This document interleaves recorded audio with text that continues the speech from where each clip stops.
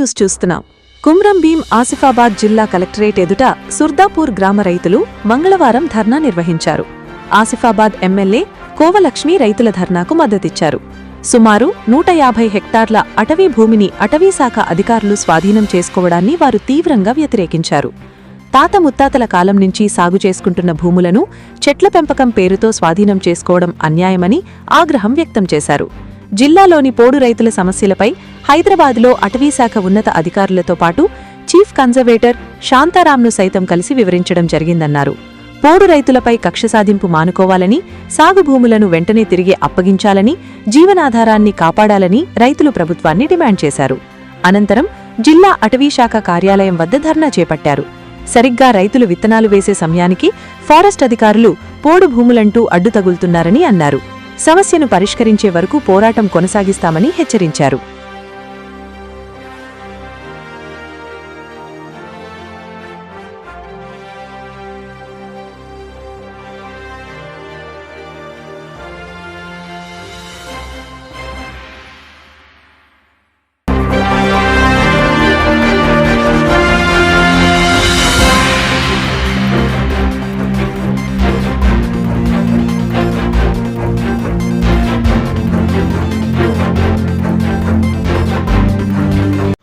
మన ఆసిఫాబాద్ కొమరం భీం జిల్లాలో ఏదైతే పోడు రైతులు దాంట్లో ఎస్సీలు, బీసీలు, మైనార్టీస్, తర్వాత ఎస్టీలు అందరూ కూడా మరి పోడు భూములు చేస్తున్నారు.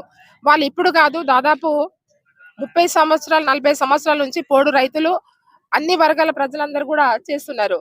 ఈ ప్రాంతంలో ఇప్పుడు కొమరం భీం జిల్లాలో అటు సిర్పూర్ కార్నర్ కావచ్చు, ఇటు ఆసిఫాబాద్ కావచ్చు, ఆసిఫాబాద్ నియోజకవర్గంలో మరి ఇప్పటి వరకు కూడా ఏ ఫారెస్ట్ డిపార్ట్మెంట్ వాళ్ళు ఎప్పుడు కూడా డిస్టర్బ్ చేయలేదు గతంలో.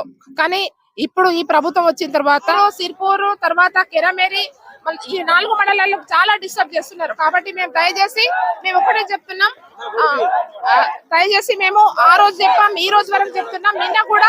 నిన్న కూడా ఆ వాస్తవం చెప్పాలంటే నిన్న కూడా కేరమేరి మండల్లో దానోరా దగ్గర ఏదైతే సుర్దాపూర్ విలేజ్ వాళ్ళకి ఏ రోజు మీరు చూస్తున్నారు, రోజు కూడా అక్కడ పోయి చాలా డిస్టర్బ్ చేస్తున్నారు, ఇబ్బంది పెడుతున్నారు. వాళ్ళు అక్కడ వాళ్ళని భూములు చేయనిస్తలేరు. ఇంకోటి ఏమంటే పత్తులు ఆల్రెడీ నాటారు, ఇంత పత్తులు వచ్చినాయి. మేము డిఎఫ్ఓ గారికి కూడా కలిసాము, మళ్ళీ మొన్న కూడా చెప్పడం జరిగింది, కానీ ఎవరు కూడా పట్టించుకోవట్లేదు. అదే PCCFO మేడం దగ్గర కూడా మేము అక్కడ హైదరాబాద్ కూడా వెళ్ళి మేము లెటర్ ద్వారా పెట్టి ఇవ్వడం జరిగింది. మళ్ళీ ఏదైతే శాంతరాజ్ గారి దగ్గర కూడా మొన్న కూడా నేను మంచిర్యాల పోయి దాదాపు ఒక గంటన్నర కొంతమంది రైతులను తీసుకుపోయి కూడా నేను మాట్లాడడం జరిగింది. ఈ భూములు చేస్తున్నామంటే రైతులు ఇవాళ నాన్ ట్రైబల్స్ కావచ్చు, ఇవాళ అందరూ కూడా ఎస్సీ, బీసీ, మైనార్టీ, ఇవాళ అందరూ కూడా ట్రైబల్స్ అందరు ఎవరిని కూడా డిస్టర్బ్ చేయొద్దు మా కాన్స్టిట్యూయెన్స్ లో అనేసి నేను ఆల్రెడీ అక్కడ హెడ్ ఆఫీస్ లో కలవడం జరిగింది. ఇక్కడ కూడా మంచిర్యాల కూడా శాంతరాజ్ గారిని కలవడం జరిగింది, డిఎఫ్ఓ గారికి కూడా చెప్పడం జరిగింది. కానీ ఎవరు కూడా స్పందిస్తలేరు.